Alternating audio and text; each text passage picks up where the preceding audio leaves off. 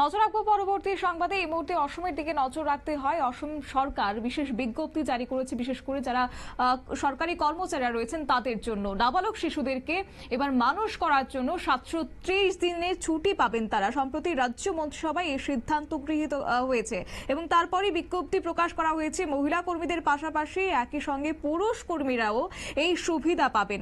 তবে এই বিষয়কে কেন্দ্র করে বিস্তারিত কি রয়েছে, আমাদের সঙ্গে যুক্ত হয়ে গেছে প্রতিনিধি রাজীব দত্ত।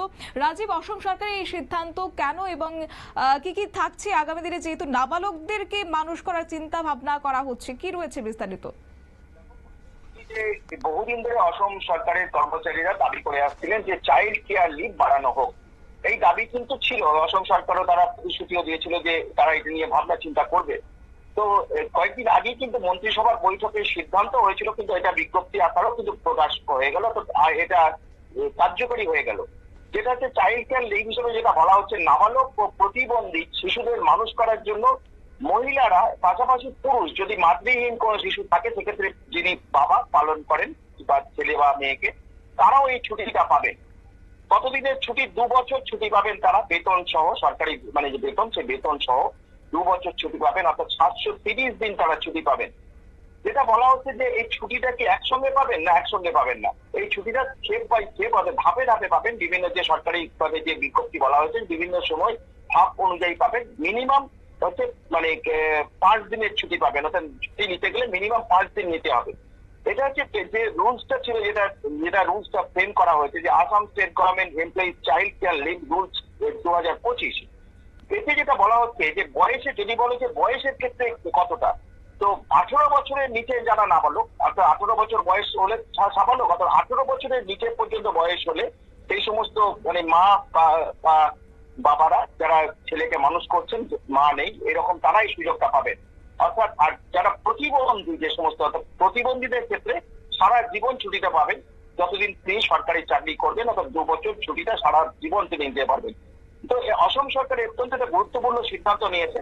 জানো যে পাশের রাজ্য রয়েছে সিকিম, যদি বলো সেখানে 1 বছর এই মাতৃত্বকালীন ছুটিটা রয়েছে 1 বছর। সেখানে অসম সরকার কোথায় আমি জানি না, অন্য রাজ্যে এতটা ছুটি কোথাও দেয় কিনা আমার জানা নেই। তবে অসম সরকারই বোধহয় প্রথম ঘোষণা করলো যে 2 বছর ছুটি, অর্থাৎ এই যে চাইল্ড কেয়ার লিভ নেওয়ার জন্য 2 বছর ছুটি, এবং তাও নাবালক সন্তান সন্ততি অথবা প্রতিবন্ধীদের জন্য। এবং নাবালক মানে আমি আবার বললি যে নাবালক মানে 18 বছরের নিচে, আর প্রতিবন্ধীদের ক্ষেত্রে কিন্তু সেটা বয়সের কোনো সীমা নেই, সেটা ছাড় দেওয়া হয়েছে। অর্থাৎ এটা কিন্তু অসম সরকার মানে এর আগেও একটা সিদ্ধান্ত নিয়েছে কয়েকদিন আগে, যে অসংগঠিত ক্ষেত্রে যারা মাতৃকালীন যারা সরকারি চাকরি কন্ট্রাক্টে কাজ করেন তাদেরও কিন্তু এই ছুটির ব্যবস্থা করেছেন, যেটা আগে ছিল না। সেই সঙ্গে মাতৃত্বকালীন ছুটির ক্ষেত্রে তাদের মাসিক 6,000 টাকা করে আর্থিক সাহায্য দেওয়ার কথা ঘোষণা করেছে। এটা হচ্ছে, এবং শুধু তাই নয় শতাব্দী, যারা দত্তক নিচ্ছেন, অর্থাৎ দত্তক নিচ্ছেন এমন বাবা মাও কিন্তু এটা পাবেন। যদি সন্তান দত্তক নেওয়া হয়, সেই দত্তকের ক্ষেত্রেও এইরকম ছুটি মিলবে।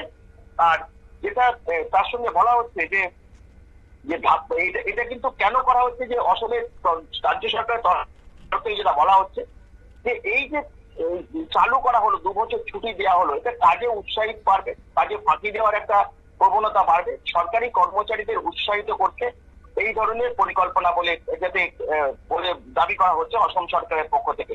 এবং তার জন্যই কিন্তু এই বিশেষ ব্যবস্থা, এবং সেটা বহুদিন ধরে কিন্তু ওখানকার আসামের সরকারি কর্মচারী তারা দাবি করে আসছিলেন। কিন্তু মানে এটা কিন্তু একটা নজিরবিহীন ঘটনা যে 2 বছর ছুটি পাচ্ছে, অর্থাৎ 2 বছর বেতনও পাবেন, এবং বেতনের একটা সীমা, একটা সিস্টেম আছে, সেটা বলা হয়েছে কত বেতন তারা পাবেন।